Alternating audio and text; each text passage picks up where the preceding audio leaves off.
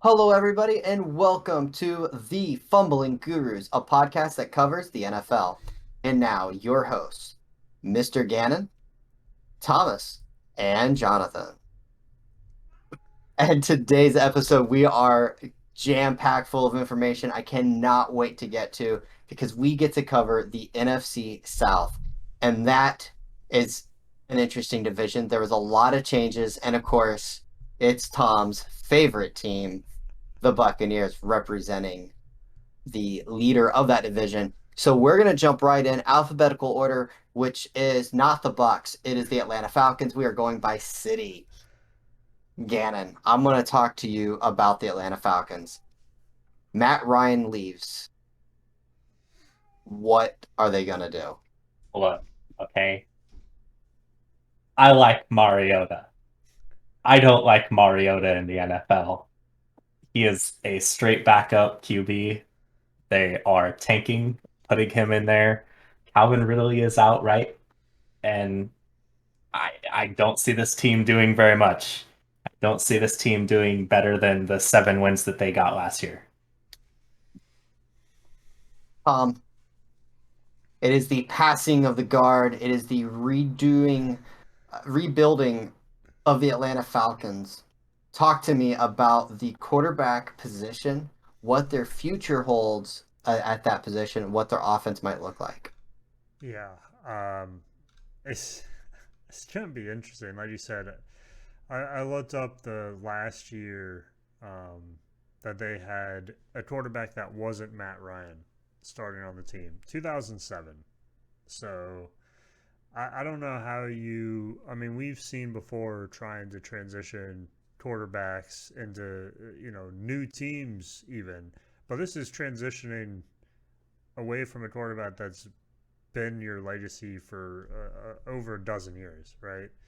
So I think there's going to be a lot of growing pains. I think even if you bring in an elite quarterback, there would still be growing pains. But I don't know. I liked Marcus Mariota when he was with Tennessee and some of the other teams. Of course, I don't think he's what he used to be or what he was in his prime, let's say. Um, but it could be interesting. I think the one thing they have going for him, and the one thing that might help Marcus is the new they picked up the wide receiver and the Kyle Pitts they have on the tight end, which I think he's going to have a good year. Um, Drake London, wide receiver, those two guys paired together is going to be pretty good weapons for the offense. But can the quarterback utilize them? Can the offense determine how to function as an offense without Matt Ryan? I think those are more of the questions. Yeah, I mean, one of the things that I absolutely love about this division as a whole is that you have a lot of highly drafted quarterbacks. You have Matt Ryan leaving a second overall pick, being replaced by Marcus Mariota, a second overall pick. And of course, you got the Panthers that now have the first overall pick and the third overall pick, and the Saints with Jameis Winston, the first overall pick, and then you have some scrub sixth round pick for the Bucks. But we'll get into all that later. The offense is young. They're putting the pieces together. Kyle Pitts is amazing. I mean, you saw it in the preseason. You saw it in some of the joint practices. I mean, did you see him absolutely abuse? Was it the Jets corner for that 52-yard touchdown? He's a tight end. He's not supposed to move that He's fast. not a tight end. I don't know. He doesn't look like a tight end to me. He's an absolute freak. And you know what? Just to throw this out there, did you guys know that Smith, their code coach, who has been in the league for 1 year, has the best winning percentage of all of the NFC South head coaches? No? Well, let me just tell you guys a little fun fact. The coaching record of the NFC South is combined 51 and 102. 51 wins to 102 losses. He is 7 and 10. That's not ideal, but what are you going to do about it? Um, That's I a very was weird 7-10. I mean, I don't imagine them like blowing out teams last year. It was probably like one score games at most. yeah. I mean, that So was kind of what I was gonna say. That like when you look at or when you think back on the Falcons last year, you never would have remembered they were 7-10. No, I mean honestly, look. We, as we know, kind of some behind the scenes. We always do a little research before, and before we do this podcast and talk about these teams. And I looked at their record and I went 7-10. There's no way they're a top bottom five team or top. They're a bottom five team, and they weren't even the worst team in the division. That went to the Carolina Panthers, and it Mm-hmm. just blew my mind. This is not a very deep team. It's not a very good team. I think a lot of their wins came from Matt Ryan being the veteran, being the guy, and we're gonna see just what this team can do. But we'll kind of wrap it up here unless you guys have anything else to talk about. Gannon, final thoughts on the Falcons, and then where do you see them ending this year? I think they're definitely bottom of this division. So it's great that we started with that. I think that Mariota is, I've already said, a backup QB. I don't expect much from him, and I don't expect much from this team. They are going to be top five on the bottom of the NFL. And Tom, where do you see them finishing in this division? And final thoughts on the Falcons before we move on. Yeah.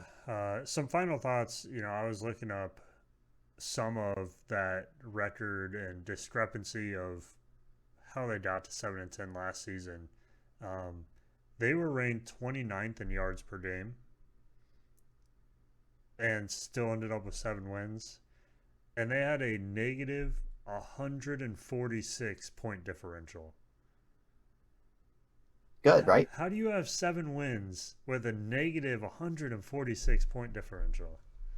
That reminds me of the Adam Gase led Dolphins, and they did that. But what they did was they would win close games at home and they lose in blowout fashion away. And I just Mm, have a feeling if yeah. you looked at their records and scores last year, it was probably pretty similar. I remember some of the Bucks games against them, and yeah, that's definitely the case. Well, uh, I well, so I was so go gonna ahead. put my Sorry. rank. I think that was the last time I needed was the rank. I think they're probably the worst team in the division.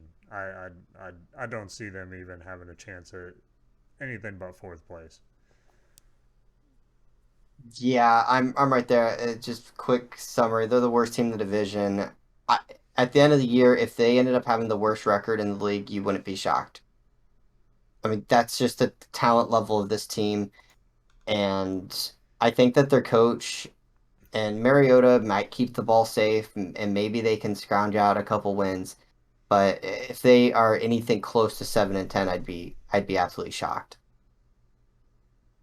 Well, we're gonna move. Oh, so they trade their old quarterback, and we're gonna talk about a team that just traded for a new quarterback, and that is the Carolina Panthers.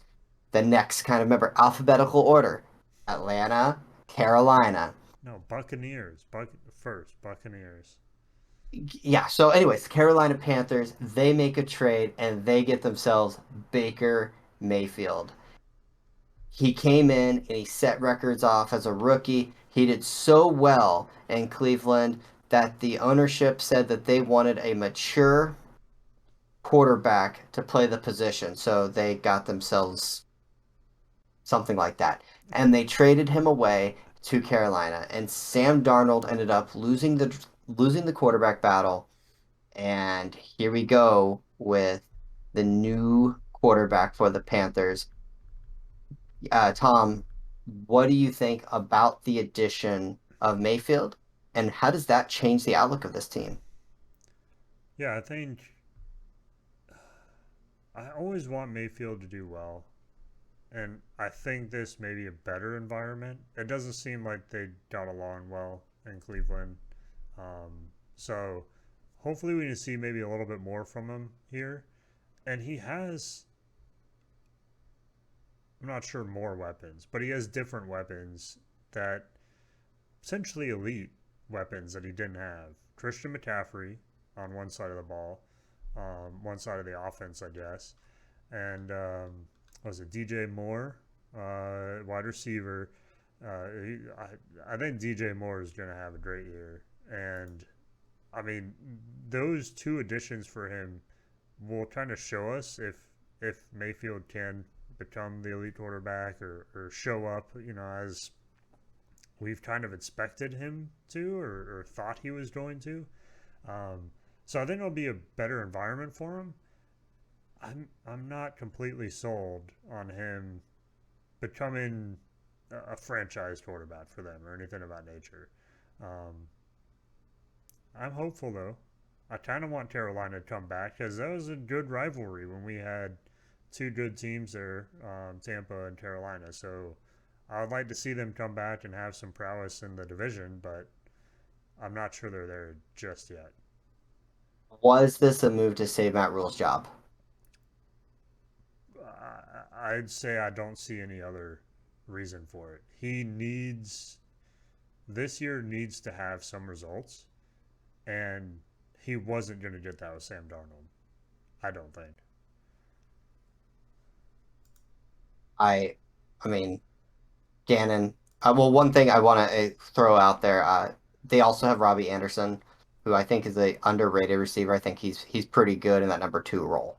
So he definitely has some receivers and some threats on offense. Mm-hmm. Gannon, does Baker Mayfield move the needle on this team? And was this a move to save Matt Rule's job? I want to hear the perspective of the Eagles fan.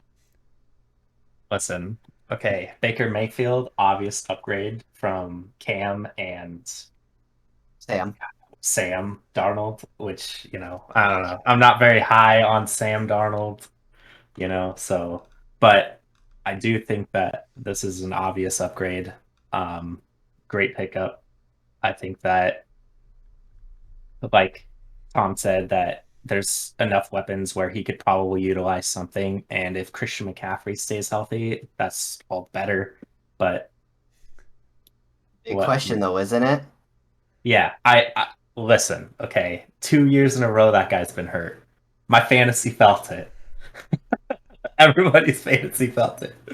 But listen, he's a great player when he's healthy, right? So if he could stay healthy, I mean, Baker Mayfield, I on the other end of that question, is that a move to save that coach's job? Definitely. Um, I heard that both Baker Mayfield and Sam Darnold are both fifth-year options, which is surprising. But yeah, I don't know. We'll have to see how this team does in the long run. I mean, how many chances do you give the coach? Because I mean, how many quarterbacks in the last you can just do 2 years? I think it's Teddy Bridgewater, Cam Newton, Sam Darnold, now Baker Mayfield. How, where do you draw the line, and where do you just I don't know. Where does it become not the quarterback that's the problem? He also fired his offensive coordinator mid season, Joe Brady, I think it was, Mm-hmm. to try to save the offense. And these are guys that are supposed to be offensive geniuses, and well, the offense hasn't exactly been good, but the defense last year was kind of good for stretches. I mean, they ended up with the number two I looked it up. They ended with the second best defense overall defense in the league, which is yardage. That's not points. That's simply the yardage. Mm-hmm. So the defense played all right, but it felt. I mean, I remember picking them up in fantasy football and kind of monitoring them, but it felt like it was good only because teams knew they didn't have to score a lot. I have a counter to that. Okay, so I looked up because when I saw the same stat, they're second in in the lead in defense, and I was like, "There's no way." So if you dive further into some of the stats on the defense, let's see. Um, Opponents scored touchdowns on 68% of red zone chances. That was 29th in the NFL.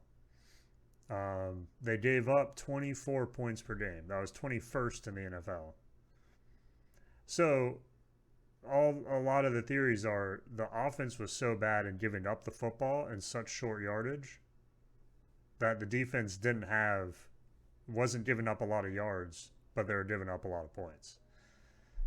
So I think there's a little asterisk next to the second defense in the league. Yeah, like I said, I felt, well, I mean, again, watching them from afar, I just never felt that they were an elite defense. And so when I saw that, I was a little surprised. I didn't go into it quite like you. So that was interesting. But they still have some guys that can ball out there. And if McCaffrey can stay healthy, I mean, 5-12 just seems like that's so underperforming for what they have.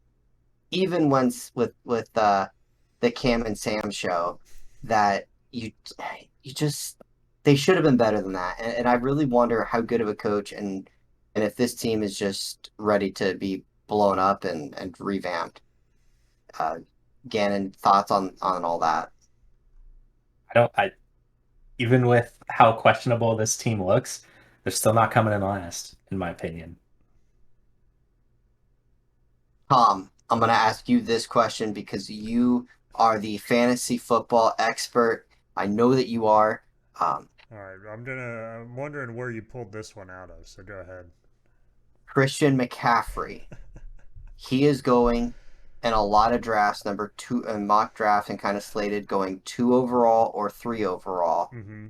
How do you feel about his year and his production and his health as a Okay. Tampa Bay Bucks fan? So, oh man, there's two sides to this.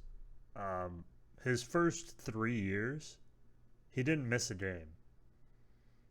And then the 2 years after that, he's missed 23 games.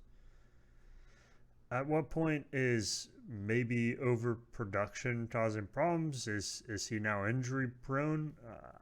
I don't know how to answer that. Um, so let's throw health out of the question because we don't know. You never know. If you look at the team, who else is going to run the ball for them? And looking at some of the preseason games, there is not even really a second tier running back on this team. So, in my opinion, I think he has to be the workhorse again, even though they don't want him to be. And if that's the case, and he's getting all the touches he used to get, he is still going to be a huge producer for points in fantasy. I don't think you can say he won't be. It's just health with him, right? Like it just boils down to, do you believe that this guy can stay healthy, or is he damaged goods? Pretty much. Yep. Gannon, final thoughts on the Panthers. You look like you've got something to say. I wouldn't trade any top 10 picks for Christian McCaffrey. I wouldn't do it. He's been burned too many times. I've got him twice, burned twice. My bridge is gone. Maybe It's in that's the ashes. connection. Whenever Dannon Third talks time's the about charm. Third time's the charm. Let's go. Maybe you convinced me. I don't know. Well, there you guys have it. One person says throw health out the window. He's a Oh, clear talent, and the other says I wouldn't touch him with a 10-foot pole. He's burned me twice. So and then I turn it around. I'm like, maybe there's hope. now I know that we're kind of glossing over both the Falcons and Panthers a little bit, and mainly that's because neither one of these teams for me uh, are something that I want to watch. You look at it, and their offenses are going to be kind of boring. They're really not good teams, and they really didn't do enough to move the needle to make me go, "Oh man, let me be excited about the Panthers." So I guess I'll kind of say I think that this team finishes third in the division. They're still not very good. I think they're improved. Sam Darnold wasn't very good. Baker Mayfield's better, but I still don't see them getting over the 500 hump. This is still a bottom tier team. That's just they're just not exciting. Gannon, your thoughts? Yeah, it's not a 500 team at all. I think that this team might get 6 or 7 wins max. And Tom, I'm gonna flip that one right to you as well. yeah. I mean, I do agree. I think they have improved. I don't think they've gone the opposite direction. Um, but yeah, I don't. I would say 500 at most is kind of where I'm putting them. I think they'll do a little better than last year record wise. But yeah, I don't think they'll be a contender just yet, especially with some of the teams we still have to talk about in the division. I don't think they can stand up to them. So yeah, I'd put them third in the division, just under 500 for season record. Now, if I've done my ABCs right, the next team that we should talk about is, Buccaneers. yes, Okay. the New Orleans Oh, Saints. okay. Absolutely. All right. Tom, the Saints have been the the rivalry. They have been the team that has been able to beat the Bucks and give the Bucks the most problems throughout the regular season. They even pushed them in the playoffs when 2 years ago, Hmm. even though the Bucks were able to overcome it. I'm gonna ask you for the breakdown of the New Orleans Saints because Okay. I feel like you should know this team a little bit better than us. So the biggest change, start there and kind of work your way down. Sure. Yeah. So I'd like to take this time to talk about the best quarterback to ever wear number 12. No, I'm just kidding. All right. Man, when we talk about the Saints, I'm I'm a little excited about this team, and then there's a lot that scares me about the team. I think the biggest change, at least what I would view as the biggest change, is Sean Payton leaving. Um, like there, let me pull up some of the stats I had with. It'll take me a second here to find it, but there's when you look, there's I think it was 2011 or 12 that he was suspended for the bounty program, right? Honeygate, Yeah. yeah. So like that to me was one of the things like when you're looking at the change of head coach and how impactful that is, right? Let's let's see if I can find this here. Yeah, if you want to look that up, I'll kind of talk a little bit about Sean Payton. This guy is a genius, an offensive genius.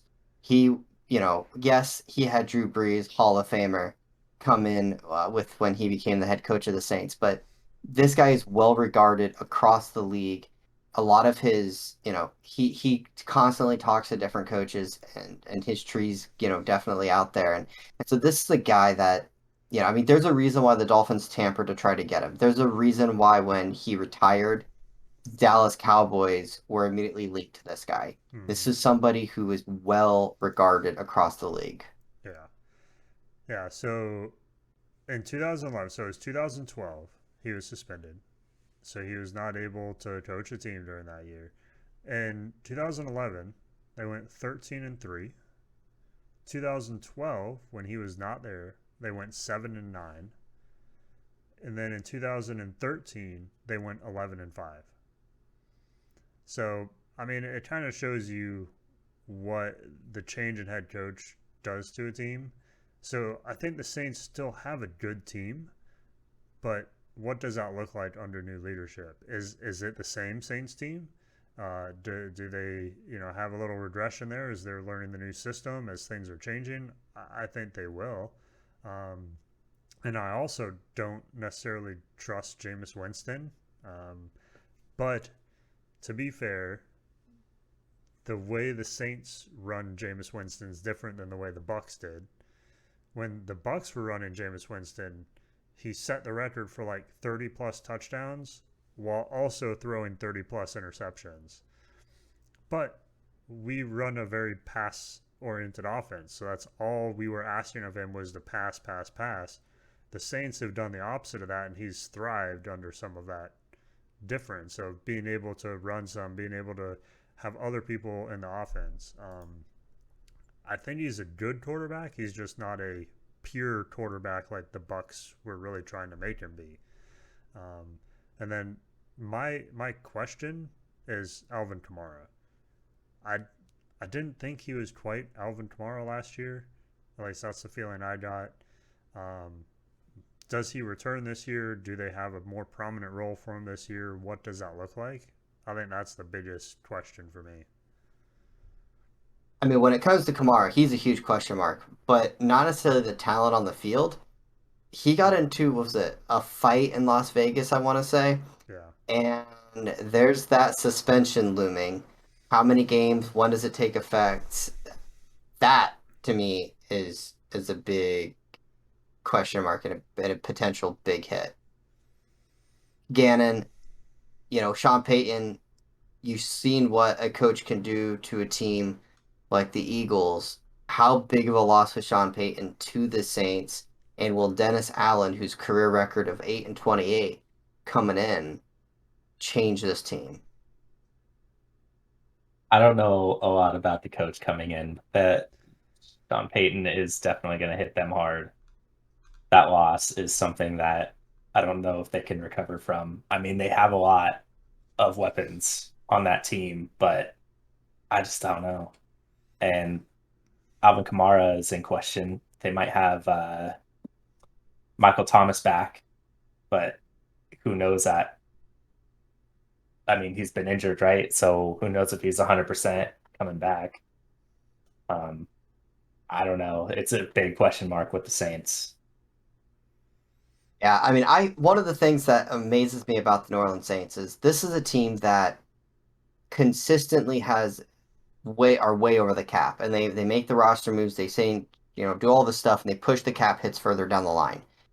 This just felt like a year that they should have reset and said we're gonna be a bad team for a year or two, and we're just going to kind of reset everything. And they did it.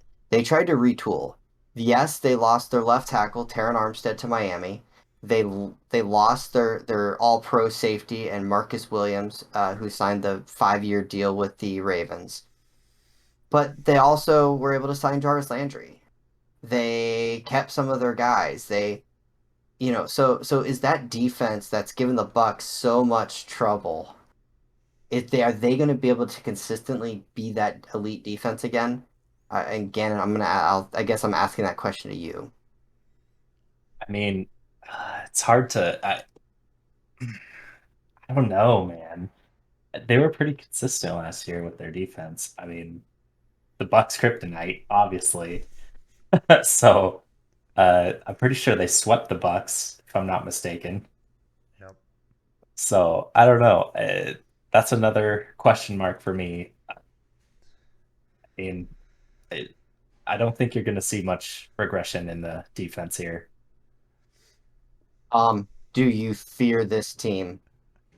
Did, wasn't that the game they beat us like 9-0? Mhm. But we didn't Mhm. even score pretty much in one of Did you those. play the best quarterback in the league?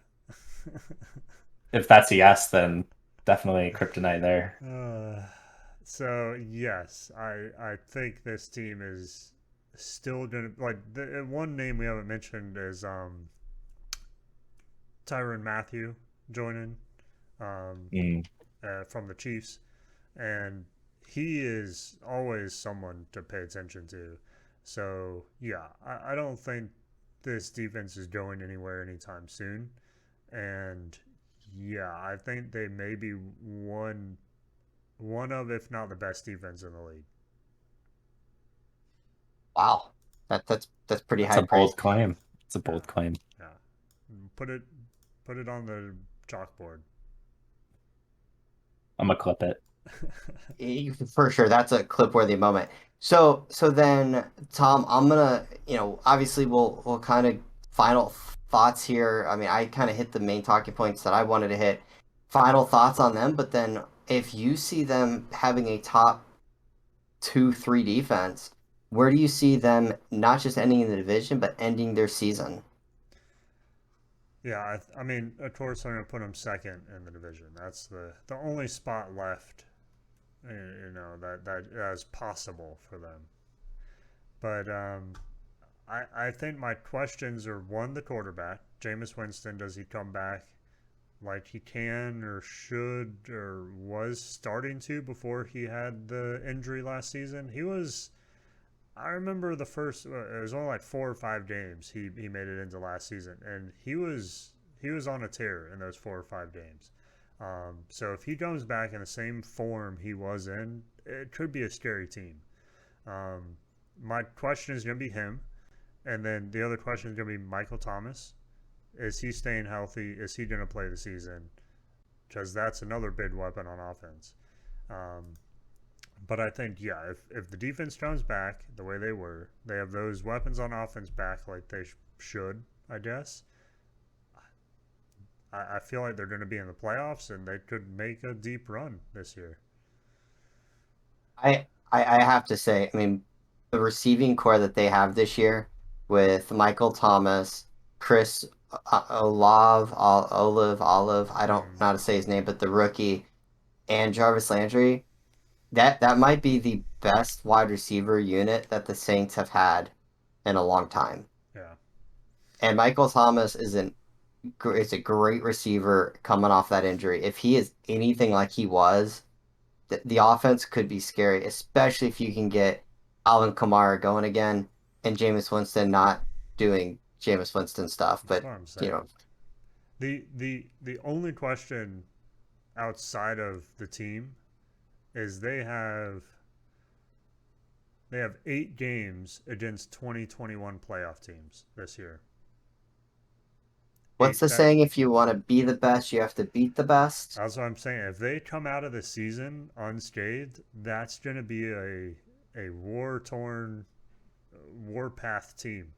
Like they're going deep in the playoffs if they make it to the playoffs.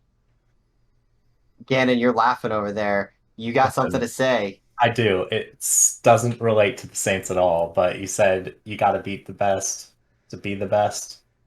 Eagles didn't beat any of the best, and we still made playoffs, so Mid, anything's possible at this point. you can make the playoffs, but you don't make it far in the playoffs, and that's No. that's the reason why the saying exists. So, Gannon, where do you see the Saints season ending? I said I said they regress, but I don't know, man. Listening to you guys, I don't know. I think I'm gonna go 9 wins. They had 9 wins last year. I'm gonna cop out and say 9 wins this year. Do they make the playoffs? You know, yeah, yeah, why not? Honestly, Put it the on way a that limb. the way the NFC works, I think 9 wins probably makes the playoffs again. So I Yeah. think this is a playoff team. I think there's enough question marks for the rest of the NFC, but I don't know. I think there's still too many question marks. They're second in the division. I don't think they're a team that will go deep, but I think you're right, Tom. I think this is a team that could go deep. Like they have the pieces and the talent to be able to do it if they were to go on this magical run. If Hmm. Winston could do what the Ravens quarterback there, Joe Flacco, did and just put together this ridiculous playoff run, this could be a Super Bowl team. But they're going to miss their left tackle. They're going to miss Marcus Williams, but they're going to love that addition of Tyrann Mathieu. Well, we get to discuss this other team that we don't really want to talk about. You know what, Gannon? What do we think? Should we just end the podcast here? I mean, really, we could I'll just make my own Buccaneer make his podcast. own. Make his own. So, what I'm going to do here, I'm going to kind of pass the mic over to Gannon because I want him to kind of talk a little bit about the Bucks and then kind of just give a quick overview. They were 13-4 last year, right? And then I want you to ask Tom a couple questions. We're going to let Tom really dissect the Bucks here. So they destroyed last year. I just my it's not without Brady, right? Like Brady is the team. I feel like if you would have put any other quarterback in there, I don't think it would have clicked. I think the um, missing link of Rob Gronkowski is going to hurt you. Um, but I don't think they regress at all. I think they're solid number one. They're going to playoffs. You could stamp that ticket right now. My only question to you is, do you think they regressed without Rob Gronkowski? And I think they're missing a couple of other players in there that got injured. Yeah. Um, I don't think we have a good answer for losing Gronkowski. He was, if you listened to our podcast last season, when he came back and when he was part of the offense, that was our way of going straight up the gut. if we couldn't get the outside working, if we couldn't get our wide receivers involved, we just dumped it off to Gronkowski standing in the middle of the field with no one able to defend him. Um, so I think that's a big loss, and I think like you were kind of mentioning, the offensive line is a huge question mark. And if I had to pick, besides like maybe the secondary, if I had to pick a weakness, it would be the offensive line. We had re- some of the offensive line retired, and Marpet last year, after last year. Um, we had, um, was it Jensen, center going down injured. This last week, we just had another guard go down injured. Um, I mean, how many offensive linemen can you lose and still have an offensive line? I think the coach even mentioned this week, like, yeah, we're kind of open to anyone applying because we need offensive linemen right now. Um, so I think that's, I mean, yeah, we have Tom Brady, so I feel like he can make it work with whatever he has. But yeah, that's the biggest question for me is the injuries, and especially the injuries to pretty much the same position over and over again. Obviously, the Buccaneers, they lose Gronkowski, they lose OJ Howard at the tight end, but they also lost Antonio Brown midway through the year last year, and well, he's nowhere to be seen. Hmm. Chris Godwin's coming back from an ACL injury. You still have Mike Evans with those hamstring issues. Julio Jones, he obviously dealt with injuries with the Falcons. He dealt with injuries last year with the Titans. Russell Gage got brought on. I mean, this is a really deep wide receiver pool and talent, Hmm. but you also have got a lot of injuries. Do these concern you as a Bucks fan at all? Just knowing that they're already dealing with some of those hamstring issues. I mean, yeah, right. Like if I look back at the game against the Rams that we lost, which is still an insane game, back and forth all over the place. But if we had Godwin in that game, we win that game, in my opinion. Um, and so there are certain. I think Russell Gage is a good addition because he can do similar to Godwin there, right? So if we end up losing Godwin, we have Gage. If we lose Gage, we have Godwin. Same with kind of Evans and Jones to a lesser extent, but I think that's part of it is they're trying to build depth because that hurt us last year when we lost one of those wide receivers. Um, so I'm less worried about that core and injuries to the wide receivers, but I mean we don't have depth much in defense. We don't have depth much in offensive line. The defense we've shored up a little bit. We brought in I think a couple linebackers that I think are going to make a difference there. And I think we had another one that's replacing Pierre Paul on kind of that defensive front. Yeah, Akeem Hicks, I believe. Akeem Hicks is replacing Sue more than JPP. Yeah. They drafted a kid though, Joe Tyrone Shoyinka. I will now call him JTS. He's a second year player that they drafted last year, and they are expecting him to take a much larger role Hmm. rushing the passer. Not to kind just No, those are I kind of the big additions on defense. yeah, that's what I'm saying. Like we've filled some of the holes, but again, there's not much depth there. So that's more of what I'm concerned about are the positions that we have good players right now, but if we lose one or two and have to fill those in, what does that mean for the rest of the defense? What does that mean for and that's my problem with the offensive line. We lost the center, so we had to move a guard into center, and then we lost a guard, and now we don't have any guards. Like, who are we moving around when we don't have people? So it's stuff like that that to me is scarier than like, okay, Evans has a hamstring thing. That's okay. I'm not really worried about Evans. We have other people that can fill that, but not the case on some other positions. Talking about other positions, I'm gonna. This is about the Bucks, but I'm gonna mention the Dolphins here, and I know some people are gonna point out I follow the joint practices between the Dolphins and Bucks a little closer than most fans did. The Dolphins receivers absolutely abused the Buccaneers corners. I think going into this year, if you look at the weakness, corners last year with all the injuries really set in. Even the first half of their Super Bowl run, there was a lot of issues with their secondary. Carlton Davis, Sean Murphy Bunting, Jamal Dean, Antoine Winfield, Mike Edwards. Those were the same guys that have been there the last 3 years. Does seeing that and hearing the way the Dolphins abused the secondary concern you at all? I mean, are you concerned with the secondary, or is that more of a they're fine, they'll be good enough? So it's interesting to me because the Bucks kind of built their reputation on secondary, like that, like the when we were winning Super Bowls, when we were kind of becoming from, we of course had a very rough start as a team, and when we came from that, the defense is what brought us into the league, right?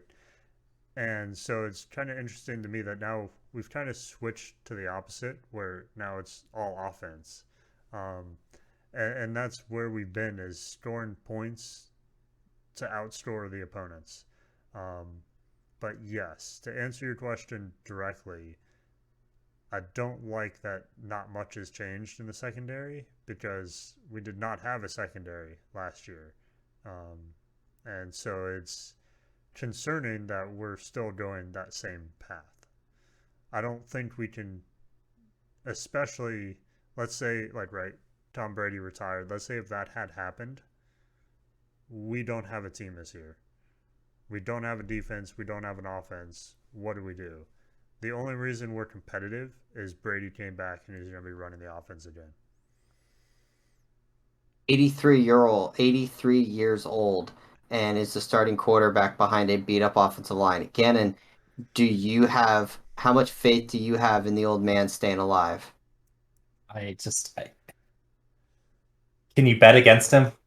Can you bet against him? I mean, how many Super Bowls have that guy won? And every single time you're like, oh, he can't possibly do it again. And he does it. He goes to a new team, he does it again. He's constantly in playoffs. How long has he ruled the NFC or AFC East? Then We'll talk how about it. how long? Okay, so I mean, I don't think that Brady is going to be a problem. My question is, the lost Bruce Arian, is that going to be a problem? I don't think so, as much as,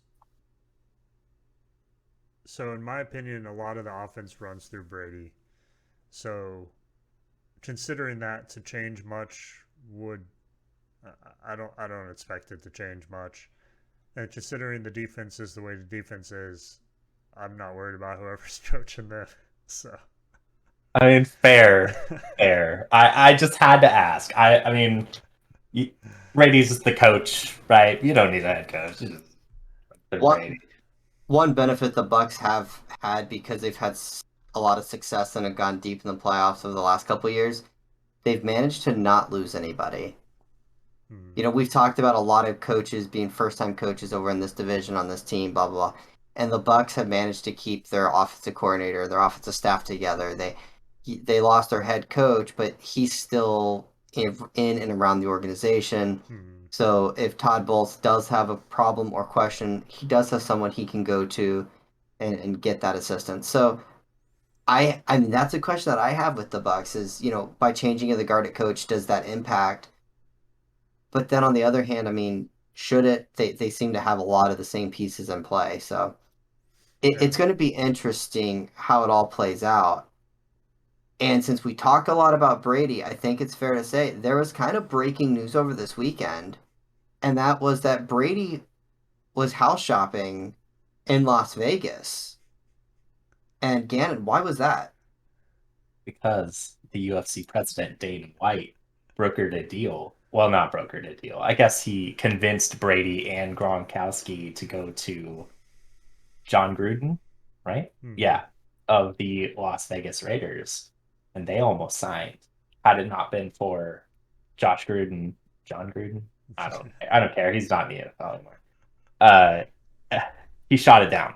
So, and that was on a press conference after the UFC event this last weekend. So, Yeah, and Gronk pretty much confirmed that as well. So this was, if you guys remember, go way back, kind of all over the news was Brady called somebody a bad word, and people were like, "Who was it?" Some were talking, "Oh, it was Jimmy Garoppolo," and others was, "No, it was Ryan Tannehill," and it pretty much was Derek Carr that he was looking for a house, and some people are wondering, and some people being me, should the Raiders have an investigation for tampering? Tom, I'm going to ask you that question. Um, I think the Raiders and everything that went on with that team last year kind of already investigated themselves. So who are you going to punish at this point? Gruden's gone. They haven't investigated the reasons why he left in the first place. So what's the point in investigating this? You're not wrong on that. I mean, as a Dolphins fan who got hit with tampering, the organization got hit with tampering, I kind of would like to see other organizations get hit with tampering Yeah. since I know that it's a league-wide issue, but it it was close, and it would have been weird because Derek Carr was, some people had a lot of high expectations for, and whether or not you believe he's, a Kirk Cousins or not, remains to be seen. But he really was almost a Raider, and Gronk was almost a Raider. And if that happens, the Bucks don't win a Super Bowl. The city of Tampa's a better place, and a Now, lot of my family members don't get to rub it in. now, now, this would have changed the course of history, right? If that occurred. But imagine Tom Brady, Rob Gronkowski, and Devontae Adams on the same team. I don't think that Devontae Adams is still playing with the same caliber of quarterbacks that wear number 12 as he's used to. I'm just saying. Imagine that timeline where we have that Raiders team, and John Gruden's still the coach. I would. I have a counter question. How many players would jump ship from their team to go play with Brady at the Raiders? Right? Get to live in Las Vegas. Get to play with Tom Right. Brady. Yeah, it would have been interesting. It would have been weird. And who knows? It's a whole lot of whoa, woulda, coulda, shoulda, woulda, ifs and buts. But it's still something to talk about since, there wasn't else other than breaking the teams down. Not a lot of breaking news happened over this week, which is kind of nice. Hmm. Uh, So that was a lot of what I wanted to discuss. I guess we got to finish off with the Bucks here. We all have them number one. I did the math. We all have them winning the division. Tom, I'll throw it to you. Super Bowl contender. Will they win the Super Bowl this year, or do you think they fall short? I think with, like you mentioned, the team that we still have together, and the people we have on offense, and the way that they've been trending the last couple of years, we won the Super Bowl, won the division, went to the championship game. I think this year you have to win again.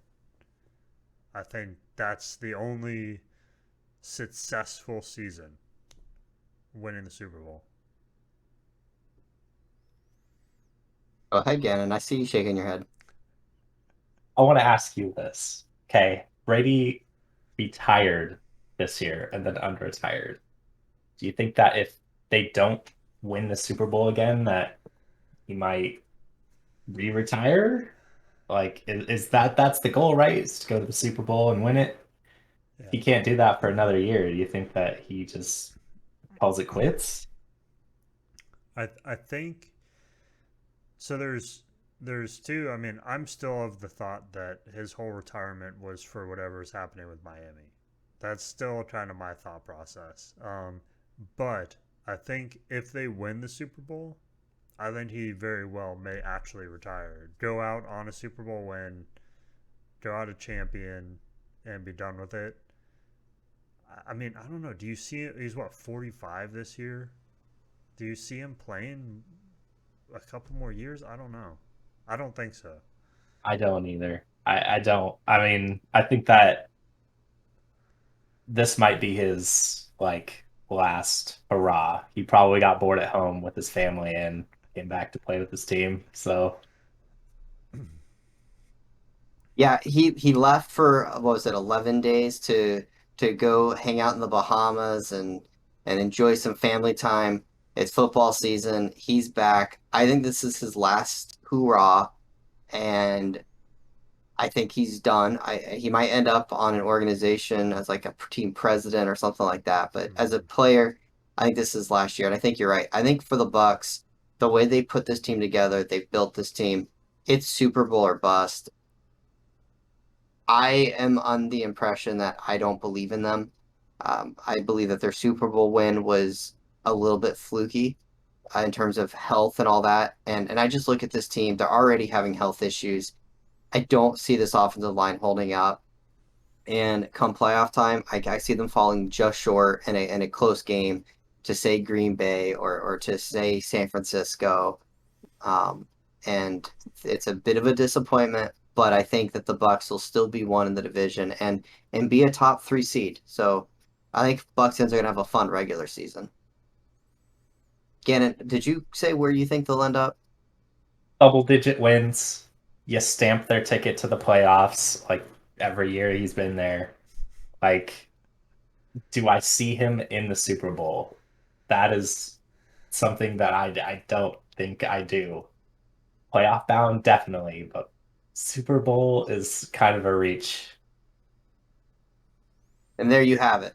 Gannon does not think that the Bucks are Super Bowl contenders. He didn't think they're playoff contenders. That's what I heard. He thinks the Eagles are better. All right, guys. Well, my favorite kind of part of the podcast that we always do, we kind of give our final thoughts, and sometimes they can be random. Gannon, final thoughts before we end the podcast. You're starting with me.